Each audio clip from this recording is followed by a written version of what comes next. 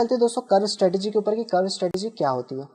तो पहले तो मैं यहाँ से ड्राइंग्स को हटा देता हूँ और हम चलते हैं वीकली चार्ट के अंदर। यहाँ पे दोस्तों मैंने 730 का मूविंग एवरेज लिया है। यहाँ पे आप जाओगे सेटिंग में, तो यहाँ से आप जाओगे इंडिकेटर पैरामीटर्स में, तो यहाँ पे आपको देखने को मिलेगा 7 और 30। ये डिफ़ॉल्ट रहता है, इसको छेड़ेंगे नहीं। और सेटिंग में जाके आपको ML लेना है। यहाँ से आपको लीनियर चार्ट की जगह लॉगरिथमिक ऑन करना है और नीचे आपको स्टॉक RSI लगाना है। स्टॉक RSI क्यों लगाना है वो मैं समझाता हूँ, क्योंकि आप लगा तो दूसरी भी चीज़ें सकते हो।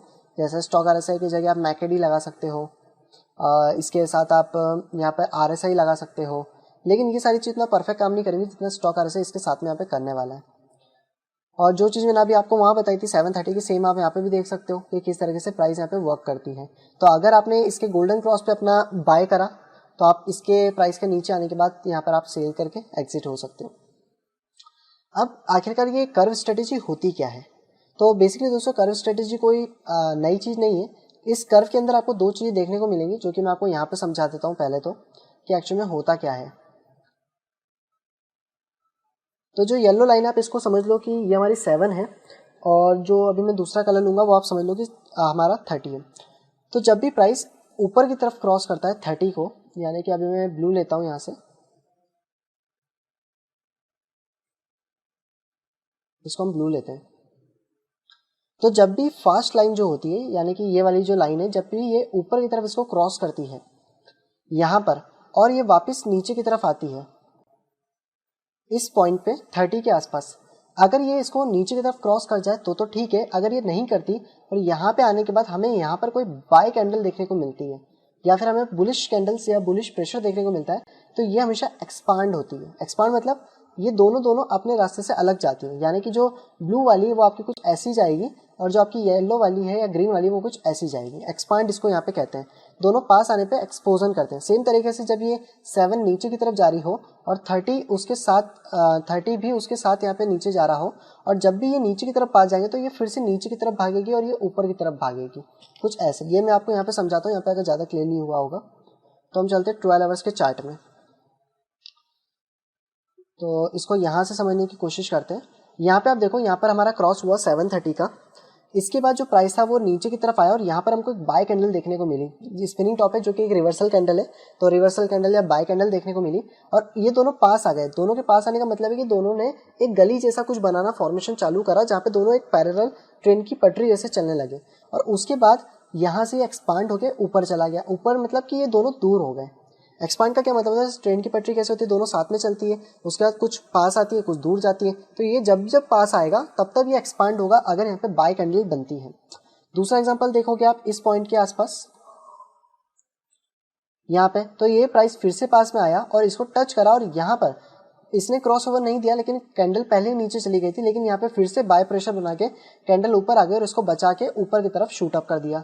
फिर यहाँ पे आप देखोगे फिर से ये दोनों पास आए और यहाँ पर फिर से बाय कैंडल बनी और यहाँ से फिर गया। तो ये दोस्तों जब जब पास आके एक एक्सप्लोजन देते हैं ना, तो तब तक आपके पास एक अपॉर्चुनिटी है लॉन्ग करने की इस तरीके के ट्रेड में। देन यहाँ पे मैं आपको शॉर्ट का ट्रेड दिखाता हूँ इसी तरीके से। तो यहाँ पे आप देखोगे कि ये प्राइस नीचे आ रही थी और ये दोनों यहाँ पे पास आ गए। यहाँ पे पास आने के बाद आप देखो सेलिंग कैंडल्स बन रही हैं, यानी कि यहाँ पे हमको बियरिश प्रेशर शो हो रहा है और इसको नहीं तोड़ पा रहा है ऊपर वाले 30 को, यानी कि यहाँ से जो प्राइस है वो नीचे गिरेगा। तो यहाँ पर आप शॉर्ट करते प्राइस नीचे आया। मैं आपको थोड़ा सा छोटे टाइम फ्रेम में और ले जाता हूँ ताकि आपको और ज़्यादा चीज़ें यहाँ पे क्लियर हो।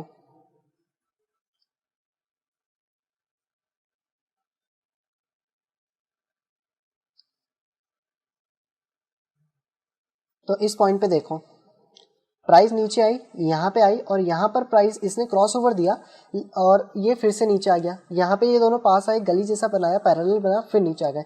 अब आप बोलोगे यार ये तो क्रॉस हो गया था, फिर ये नीचे क्यों आया? क्योंकि एक्चुअली जो प्राइस है वो ऊपर गया ही नहीं था। अभी हम छोटे टाइम फ्रेम में इसलिए हमको दिख रहा है। जैसे आप बड़े टाइम फ्रेम में जाओगे तो आपको क्लियर दिखेगा कि जो प्राइस है उसने ऊपर का जो 30 MA था इसको तोड़ा ही नहीं है। और यहाँ पे आपको क्लियर दिख रहा है हर कैंडल में सेलिंग प्रेशर बन रहा है और सबकी जो क्लोजिंग है वो 30 MA या उसके नीचे की तरफ हो रही है। और उसके बाद तो यहाँ पर इतना सेलिंग प्रेशर बना कि आपको सीधे से यहाँ से समझ आ गया होगा। और एक चीज़ और है कि जब जब क्रॉस ओवर होगा तो उसको नीचे आने के लिए हमेशा कर्व बनाना होगा, क्योंकि जब भी आप देखोगे ना ये जो है ये आप यहाँ से यहाँ तक देखो ये एक पूरा कर्व है, ये ऐसा नहीं है कि क्रॉस ओवर हुआ और एकदम से प्राइस नीचे आ गया, कभी भी ऐसा नहीं होगा। हमेशा जो कर्व है उसको प्रॉपरली ऐसा गोल घूमने के लिए थोड़ी सी कैंडल या टाइम फ्रेम लगेंगे और उसके बाद जाके वो घूम के नीचे की तरफ गिरेगा। तो यहाँ पे आपको ये एक्सप्लोजन जैसी चीज़ें देखने को मिलेंगी। अब इसके अंदर दोस्तों एक मेन चीज़ होती है, वो होता है 3 कर्व स्ट्रेटेजी। वो क्या होती है, यहाँ देखो यहाँ पे आपका पहला कर्व बना, फिर ये दूसरा कर्व बना, फिर ये तीसरा कर्व बना। यहाँ पे आप बोलोगे कि बीच में भी एक कर्व है, इसको चौथा आपने क्यों नहीं लिया, क्योंकि हम अगर थोड़ी सी हायर टाइम फ्रेम में चलें इस पॉइंट पे तो अब आपको यहाँ पे और ज़्यादा क्लियर चीज़ देखने को मिलेगी। तो हमेशा मैं थोड़ी सी बड़ी टाइम फ्रेम प्रीफर करता हूँ जब भी मैं इन चीज़ों का यहाँ पे देखता हूँ। तो यहाँ पे तो ये चीज़ गायब हो गई, मैं 6 आवर में आपको दिखाता हूँ। तो यहाँ पे आप देखो ये कर्व आपको कैसे पहचाना है, कर्व पहचाना जाता है स्विंग से। पहला कैंडल आई, इसने एक बॉटम लगा के ऊपर गई, तो ये आपका पहला कर्व बना, फिर ये दूसरा कर्व बना, यहाँ पे आपका तीसरा कर्व बना, और तीसरे कर्व बनने के बाद हमेशा चांसेस होते हैं कि प्राइस रिवर्स करेगा। लेकिन क्योंकि हमारा जो कॉन्सेप्ट क्या बोलता है कि अगर ये दोनों पास आ गए और सेलिंग कैंडल्स बन रही है तो प्राइस और नीचे जाएगा। तो प्राइस और नीचे गया, यहाँ जाके फिर अब जब 3 बार तो ये राउंड हो गया था, चौथी बार राउंड हुआ तो अब चांसेस क्या, हमेशा चांसेस होते हैं कि तो 3 बार कर्व बनाने के बाद ऊपर की तरफ निकल जाएगा। पर यहाँ पर क्योंकि सेलिंग प्रेशर बन रहा था तो इसने 4th कर्व बनाया। तो 4th कर्व बनाने का क्या मतलब है कि यहाँ पे आपके पास और ज़्यादा अच्छे से एक एंट्री पॉइंट मिल गया कि आप यहाँ से बाय करो, अब यहाँ से तो डेफिनेटली प्राइस ऊपर जाएगा। देन प्राइस ऊपर गया, फिर यहाँ पे फिर से इसने 3 कर्व बनाया ऊपर की तरफ, ये पहला कर्व, ये दूसरा कर्व और ये तीसरा कर्व, एंड देन प्राइस नीचे की तरफ आ गया। यहाँ पे आप देखोगे तो पहला कर्व, दूसरा कर्व, फिर तीसरे कर्व में ये नीचे आया और तीसरे कर्व के बाद ऊपर गया। और जैसे मैंने कहा कि हमेशा क्रॉस ओवर होने के बाद तुरंत प्राइस नीचे नहीं आता, थोड़ा सा होल्ड करता है, अपना एक कर्व बनाने की कोशिश करता है। कर्व कुछ नहीं है, इसका एक गोलाई है जो कि प्राइस के हिसाब से बनाता है और उसके बाद जाके डिसाइड करता है कि मुझे ऊपर जाना है नीचे जाना है। यहाँ पे आप देखोगे यू शेप कैसे बनता है। तो यू शेप में क्या होता है, एक कैंडल खड़ी आती है सभी टाइम फ्रेम में। जैसे 6 घंटे में आप देखोगे तो एक कैंडल है, मैं 12 घंटे में जाऊँगा इस पॉइंट पे तो देखो एक ही कैंडल है, मैं 4 घंटे में आऊँगा, जो बड़ी बड़ी मेजर टाइम फ्रेम्स होती है ना उसमें आपको ये चीज़ चेक करना है। तो देखो यहाँ पर भी एक कैंडल है। तो एक कैंडल बनाने के बाद जब भी प्राइस ऐसा होल्ड करने लगता है तो ये आप समझ जाओ कि यहाँ पर अब चांसेस है कि यहाँ से यू शेप बनेगा। क्यों यू शेप बनेगा, क्योंकि प्राइस यहाँ पे होल्ड कर रहा है और प्राइस नीचे अपना डायरेक्शन चेंज करने की प्रोसेस के अंदर है। और इसके बाद दोस्तों इसमें फेक आउट भी होते हैं, जैसे कि ये आप देखोगे, अगर मैं इसको यहाँ से मैच करूँ तो ये फेक आउट था। अब इस फेक आउट में आपका सवाल होगा कि ऐसे में हम क्या करें। तो अगर आपने यहाँ से लॉन्ग का ट्रेड लिया था, इसको असेंडिंग या कुछ भी समझ के या बुल फ्लैग समझ के, और प्राइस अगर ऊपर गया और वापस नीचे आ रहा है तो आप ट्रेड को क्लोज करो, शॉर्ट का ट्रेड ओपन करो, यानी कि अपोजिट ट्रेड ओपन करो, तो उससे आप प्रॉफिट में रहोगे। अब आप यहाँ पे देखोगे यहाँ पे 2 कैंडल का ड्रॉप आया है, देन प्राइस होल्ड करा है और उसके बाद फिर से प्राइस नीचे जाने के बाद यू शेप बना है। ऐसा क्यों हुआ, क्योंकि जब भी एक सिंगल कैंडल सारी टाइम फ्रेम में आती है, बड़ी टाइम फ्रेम में, तो वो यू शेप बनाने के चांसेस ज़्यादा बनते हैं। लेकिन जहाँ पे 2 कैंडल्स आ जाती है रेड, या फिर प्राइस थोड़ा सा होल्ड करके गिरता है, तो वहाँ पर चांसेस कम होते हैं। जैसे 4 आवर में आप देखो तो यहाँ पे 2 कैंडल्स दिख रही हैं, मैं 2 आवर्स में चाहूँगा तो आपको और भी ज़्यादा कैंडल्स यहाँ पे दिखेंगी।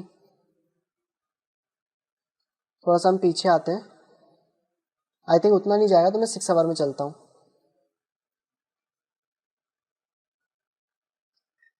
यहाँ पे देखो आपको 2 कैंडल्स देखने को मिल रही है, लेकिन प्रीवियसली तो आपको एक ही कैंडल मिली थी। 12 आवर में जाऊंगा तो भी आपको वहाँ पे 2 कैंडल्स मिल जाएंगे या एक कैंडल मिलेगी। तो यह चीज़ आप समझो कि अगर छोटी टाइम फ्रेम में 4 आवर 6 आवर में आपको ऐसी 2 कैंडल मिलती है तो प्राइस जो है वो अगर होल्ड कर रहा है तो चांसेस ये बनते हैं कि प्राइस एक बार डीप मारेगा और उसके बाद जाके फिर वो अपना डिसीजन लेगा। तो प्राइस ने वैसे ही करा, डीप करेगा, फिर से प्राइस होल्ड करा, बाइंग प्रेशर दिखाया, एंड देन प्राइस ने ऊपर की तरफ आया। यहाँ पे क्यों ऊपर आया, क्योंकि यहाँ पे एक ही कैंडल बनी थी, उसके बाद प्राइस होल्ड करने लग गया। तो जब भी एक कैंडल बनने के बाद प्राइस होल्ड करता है यानी कि मार्केट रिवर्स होने के चांसेस बढ़ जाते हैं। सेम तरीके से आप यहाँ देखो, एक कैंडल आई, प्राइस होल्ड करने लगा और प्राइस नीचे आ गया। यहाँ पे आप यहाँ तो ये अलग ही सिनेरियो है। यहाँ पे आप देखो, यहाँ पे प्राइस ऊपर गई और यहाँ पर हमको सेलिंग प्रेशर मिला। मैं 12 आवर में इसको दिखाता हूँ, ज़्यादा क्लियर दिखेगा। ये देखिए, एक कैंडल गई और प्राइस होल्ड करके सेलिंग प्रेशर दे दिया, यानी कि आपको यहाँ से फिर से शॉर्ट करना और उसके बाद आपको एक अच्छा खासा मूवमेंट यहाँ पे देखने को मिल गया। यहाँ पे आप देखोगे यू शेप क्यों बना, क्योंकि एक ही कैंडल आई, उसके बाद प्राइस होल्ड करने लग गए और फिर यहाँ पे यू शेप जैसा पैटर्न हमको देखने को मिला। अगर मैं 6 आवर की बात करूँ तो यहाँ पे 2 कैंडल थी, इसलिए इसने थोड़ा सा डिप पहले मारा और फिर यहाँ से अपना एक यू शेप बनाया। तो ये सिंपल सी चीज़ें जो कि हमें याद रखना है। तो कर्व स्ट्रेटेजी में दोस्तों 3 चीज़ें इंपॉर्टेंट थी जो कि मैंने आपको बताई। पहला तो कि 3 कर्व करने के बाद हमेशा प्राइस चेंज होता है, और अगर तीसरे कर्व पे हमको सेलिंग प्रेशर देखने को मिलता है तो, या फिर बाइंग प्रेशर देखने को मिलता है, जिस भी डायरेक्शन में आप हो, तो उसके हिसाब से जो प्राइस है वो अपने आप को चेंज कर लेगा नीचे की तरफ, यानी कि वो फिर 3 के जगह 4 कर्व बनाएगा और फिर वहाँ से प्राइस अपोजिट जाएगा। सेम तरीके से ऊपर की तरफ भी होगा, सेम तरीके से नीचे होगा। जैसे अभी हम लोगों ने नीचे की तरफ ये देखे थे कर्व्स, वैसे यहाँ ऊपर की तरफ भी ये कर्व, ये पहला कर्व, ये दूसरा कर्व, ये तीसरा कर्व, तीसरे के बाद मार्केट नीचे आया। ये दोस्तों यहाँ पे चीज़ें चलती हैं। इसके साथ जब जब पास में आएंगे और जब जब ऐसी गली बनाएंगे, यानी कि चांसेस होंगे कि प्राइस वापस से एक्सपांड होकर उसी डायरेक्शन में जाएगा जिस डायरेक्शन में वो ऑलरेडी चल रहा है। जैसे कि अगर प्राइस नीचे चल रहा था और ये दोनों यहीं पे एक्सपांड हो रहे, तो प्राइस फिर से नीचे गया। यहाँ पे आप क्लियरली देखोगे कि प्राइस नीचे की तरफ जा रहा था, गली जैसा बनाया और फिर से नीचे गिरा। तो ये दोस्तों आपको थोड़ा सा आइडेंटिफाई करना पड़ेगा, और मैं मानता हूँ थोड़ा सा लेवल थोड़ा सा टफ हो गया है अब यहाँ पे आपके ट्रेडिंग का, लेकिन आप जैसे जैसे प्रैक्टिस करोगे आपको ये चीज़ें समझ आने लगेंगी। उसके बाद मैंने आपको स्टॉक RSI में बताया कि ये हमारा बियर जोन है, ये हमारा साइडवेज है और ये हमारा बुल जोन है। तो यहाँ पे आपको इसके साथ साथ इसको भी यूज़ करना है। जब जब आपका स्टॉक RSI ऊपर के जोन में आ जाए, यानी कि आप बुल जोन के अंदर आ गए हो, अब आपके जो पार्ट्स है वो दबा के यहाँ पे आगे की तरफ बढ़ेगा। यानी कि अगर हम यहाँ से समझने की कोशिश करें कि अभी करंट सिनेरियो क्या चल रहा है, तो आप देखो प्राइस को यहाँ से बचा लिया, यानी कि ये जो जोन है ना, ये 20 तक का है, 20 से लेकर 100 तक का पूरा मेरे लिए सेफ जोन, या आप कह लो बुलिश जोन, जो भी आप कहना चाहो उसको कह सकते हो। तो आप यहाँ पे क्लियरली देखो कि प्राइस स्टॉक RSI में यहाँ से गिरा प्राइस वाइज, और स्टॉक RSI यहीं से क्रॉस हो गया ऊपर की तरफ, यानी कि इसी कैंडल पे। तो आपको ये चीज़ समझ जाना है कि स्टॉक RSI नीचे नहीं जाना चाह रहा, मतलब कि जो प्राइस है वो ऊपर जाएगा। और यहाँ पे जो इसका क्रॉस ओवर हुआ था, मैंने आपको बताया कि हमेशा क्रॉस ओवर होते से वो एकदम से वापस क्रॉस नहीं कर जाएगा, वो थोड़ा सा कर्व बनाने की कोशिश करेगा और फिर प्राइस को ऊपर करेगा। तो यहाँ पे आपका एक कर्व बनने लगा, उसके बाद जो स्टॉक RSI था वो ऊपर चला गया, यानी कि यहाँ पे एक कोशिश करी गई कि इसको तोड़ दिया जाए, पर नहीं तोड़ पाया, प्राइस नीचे आया और प्राइस यहाँ पे होल्ड करने लगा। होल्ड करने के बाद स्टॉक RSI ऊपर यहाँ पे कट हुआ, और कट होने के बाद आप देख सकते हो कि जो प्राइस है वो यहाँ पे किस तरीके से ऊपर की तरफ जा रहा है। सेम तरीके से आप यहाँ देखोगे कि यहाँ से जैसे स्टॉक RSI ऊपर की तरफ गया, यहाँ पे जो कर्व हुआ था, यहाँ से प्राइस बाइंग कैंडल हमको दिखने लगी और यहाँ से प्राइस ऊपर गया, और जैसे ही ऊपर जाता है आप देख सकते हो कि कैसी ये रैली देने लगता है। यहाँ पे आप देखोगे इस चीज को फिर से, यहाँ पे होल्डिंग के टाइम पे क्या हुआ, यहाँ पे बीच में से उसने बचा लिया और प्राइस एकदम से स्पाइक अप कर गया। यहाँ पे स्पाइक अप क्यों करा, क्योंकि यहाँ पर हमारे पास एक सिमेट्रिकल ट्रायंगल था ये वाला, इसलिए प्राइस यहाँ पे स्पाइक अप करा। स्पाइक अप करने के बाद यहाँ पे आप देखोगे इस पॉइंट पे, यहाँ से यह स्टॉक RSI ऊपर गया और स्टॉक RSI यहाँ से क्रॉस हुआ। क्रॉस होने के बाद यहाँ जो प्राइस है, प्राइस धीरे धीरे नीचे आ रहा है और स्टॉक RSI भी धीरे धीरे नीचे आ रहा है, लेकिन यहाँ बीच में एक प्राइस ऊपर आई लेकिन स्टॉक RSI फिर भी नीचे जा रहा है। इसका मतलब है कि प्राइस ऊपर जाना चाह रही है, लेकिन स्टॉक RSI बोल रहा है कि उसका ऊपर का मूवमेंट खत्म हो गया, अब वो नीचे जाएगा। तो यहाँ पे आपको एक और इंडिकेशन मिल गया था, और जैसे ही आप इसके बाद की प्राइस देखोगे स्टॉक RSI पूरा जमीन पे आ गया, यानी कि इसने आपको यहीं पे इंडिकेशन देता है कि ये बेयरिश हो गया और आपको ऐसा निकल जाना है। थोड़ा सा समझने में प्रॉब्लम हो सकती है, लेकिन जब आप इसको प्रैक्टिस करोगे चार्ट्स के ऊपर तो आपको ये बहुत ज़्यादा इजी लगेगा। देन यहाँ पे आप देखो कि यहाँ पर 3 कर्व बनाने के बाद, ये पहला कर्व, ये दूसरा कर्व, ये तीसरा कर्व के बाद चौथा कर्व बनाया। तो चौथा कर्व ने पहला हमको इंडिकेशन क्या दिया कि मार्केट अब बुल होगा। तो अब आप देखो कि जैसे ही प्राइस यहाँ तक आया, स्टॉक RSI अपने सेफ जोन की तरफ आ गया, आप बुलिश जोन में आ गया। तो अब आपको समझ जाना है कि अब यहाँ से प्राइस चेंज हो रहा है और अब हमको ऊपर का ट्रेड ढूंढना है। और इसके बाद क्रॉस हुआ और मार्केट ऊपर की तरफ गया। फिर मार्केट ने जैसे यहाँ पे 3 कर्व कंप्लीट करे, जो प्राइस स्टॉक RSI वो नीचे की तरफ आ गया, और आपको पता पड़ गया कि चलो अब प्राइस नीचे जाएगा, तो अब आप यहाँ से नीचे। और ये चीज़ भी आप ध्यान रखो कि जितनी ज़्यादा ये इस तरीके से यहाँ पे घूमता है एक जो प्राइस पे, जैसे ये ऊपर गया और ऊपर ही ऊपर ये घूम रहा है, तो उसके बाद ये फिर फटाक से नीचे आता है। ये आप देख सकते हो यहाँ पर इस पॉइंट पे देख सकते हो। तो ये जहाँ चाहे ऊपर घूमे नीचे घूमे उससे कोई फ़र्क नहीं पड़ता, ये आपको यहाँ से देखने वाली चीज़ें होती हैं। तो आप जितना ज़्यादा इसके ऊपर फोकस करके काम करोगे उतना बेटर तरीके से आपको इस चीज़ समझ आएगी। अभी जैसे कि करंट सिचुएशन की बात करें तो यहाँ पे जब प्राइस था तो यहाँ पर पूरा मार्केट बियरिश में पड़ा था स्टॉक RSI का, और उसके बाद जैसे ही पास आया तो एक्सपांशन का टाइम आया, तो आप देखो कि अगली कैंडल में ही जो स्टॉक RSI है 2 कैंडल्स में पूरा ऊपर की तरफ भाग गया, यानी कि इसको क्रॉस करके ऊपर गया। तो ये जैसे ही क्रॉस करके ऊपर गया, ये दोनों पास आए, मतलब कि यहाँ से एक्सपांशन होगा और हम हमारा लॉन्ग का ट्रेड यहाँ से खोल देंगे, जो कि हमने खोला और हमारा यहाँ पे लॉन्ग का ट्रेड क्लोज हुआ। ये मैंने आज ही यहाँ पे ट्रेड दिया होगा शायद, मुझे याद नहीं है, बट हाँ हमारा अच्छा खासा प्रॉफिट इसमें हम लोगों ने यहाँ से ट्रेड ओपन करा था और यहाँ तक हुआ था। सेम तरीके से आप यहाँ पे देखोगे इस पॉइंट पे भी प्राइस यहाँ पे चला था और यहाँ पे 4 कर्व बन गए होंगे। तो ये पहला कर्व, ये दूसरा कर्व, ये तीसरा कर्व, और तीसरे कर्व के बाद जो प्राइस है वो थोड़ा सा होल्ड हो गया था।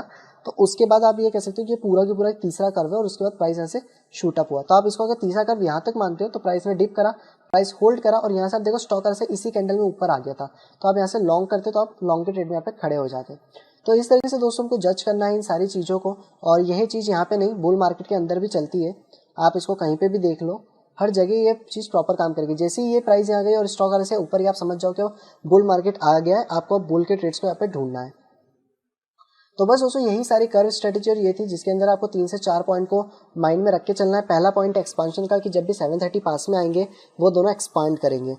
दूसरा पॉइंट कि हमें 3 कर्व के बाद ये देखना है कि क्या 3 कर्व के बाद प्राइस चेंज हो रहा है या फिर वहाँ पे सेलिंग प्रेशर दिखा के 4th कर्व बन रहा है और उसके बाद जाके प्राइस अपोजिट डायरेक्शन में जा रहा है। एंड देन हम लोग स्टॉक आरएसआई का यूज़ करेंगे तो हमको पता पड़ ही जाएगा कि आगे के जो मूवमेंट्स है वो किस तरीके से यहाँ पे होने वाले हैं। तो इस वीडियो में दोस्तों इतना ही था जहाँ पे कि हम लोगों ने पूरा मूविंग एवरेजेस के ऊपर डिस्कशन करा है, बात करी है कि मूविंग एवरेजेस किस तरीके से वर्क करती हैं, किस किस टाइप की होती हैं, क्या होता है। और सबसे ज़्यादा जो इंपॉर्टेंट होती है वो होती है 200 एक्सपोनेंशियल मूविंग एवरेज। जो ईएमए होता है वो होता है 200 सबसे ज़्यादा हमारे लिए इम्पॉर्टेंट। तो मैं इसको 200 कर देता हूँ और यहाँ से मैं वाइट करता हूँ।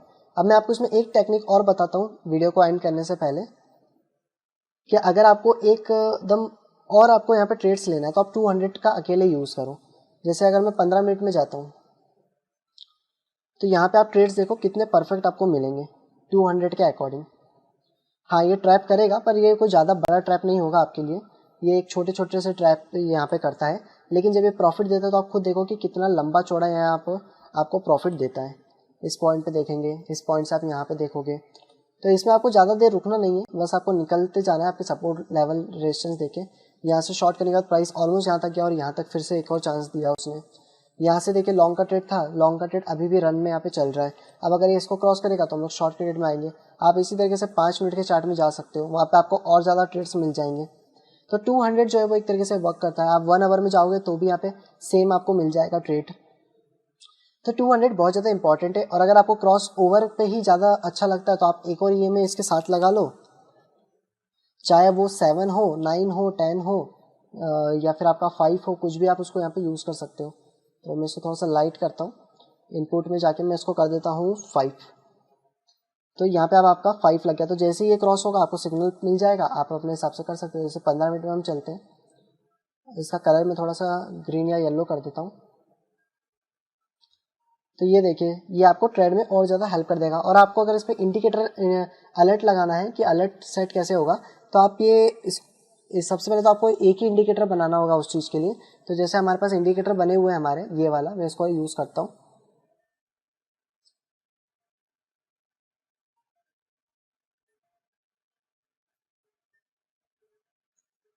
तो एक्चुअली में प्राइस में कुछ प्रॉब्लम हुआ है तो मैं चार्ट को रिलोड करता हूँ।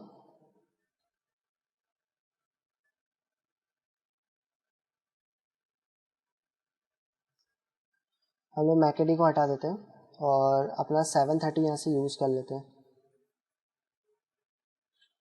ओके तो अब अगर आपको इंडिकेटर लगाना है, इंडिकेटर पे अलर्ट लगाना है कि जब भी इनका क्रॉस ओवर आपको पता पड़े, तो आप इसको यहाँ से सिलेक्ट करो, इस पर राइट क्लिक करो, ऐड अलर्ट पे क्लिक करो, तो आपके सामने पॉपअप विंडो आएगा। यहाँ से आप सिलेक्ट करो 5 ईएमए का पूरा और यहाँ से आप ये सिलेक्ट करो कि आप कौन से करना है। तो मेरे को 7 का क्रॉस ओवर करना है, क्रॉसिंग पे मुझे चाहिए, क्रॉस अप डाउन जो भी आपको चाहिए। और नीचे आप सिलेक्ट करोगे 5 ईएमए जो यहाँ पे करा, और यहाँ पे मेरे को 30 के क्रॉस ओवर पे चाहिए।